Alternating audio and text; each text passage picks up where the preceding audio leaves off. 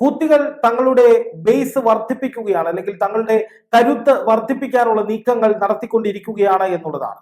അതിലേക്ക് വെളിച്ചം വീശുന്ന തരത്തിൽ ഏറ്റവും പുതിയ വാർത്ത ചില അന്താരാഷ്ട്ര മാധ്യമ ഏജൻസികൾ പുറത്തുവിട്ടിരിക്കുന്നത് റഷ്യയുടെ ഉന്നതരുമായി ഹൂത്തി സംഘത്തിലെ പ്രബലർ ചർച്ച നടത്തി എന്നുള്ളതാണ്. കഴിഞ്ഞ ദിവസം ഹൂത്തികളുടെ നേതാക്കൾ റഷ്യയുടെ തലസ്ഥാനമായ മോസ്കോയിലെത്തുകയും അവിടെ ഹൂത്തികൾക്ക് വേണ്ടി പ്രത്യേകം സംഘടിപ്പിക്കപ്പെട്ട ഒരു വിരുന്നിൽ വെച്ച് റഷ്യൻ ഉന്നതരുമായി ചർച്ച നടത്തുകയും ചെയ്തു എന്നുള്ളതാണ് ഏറ്റവും ഒടുവിൽ വന്നിരിക്കുന്ന വിവരം.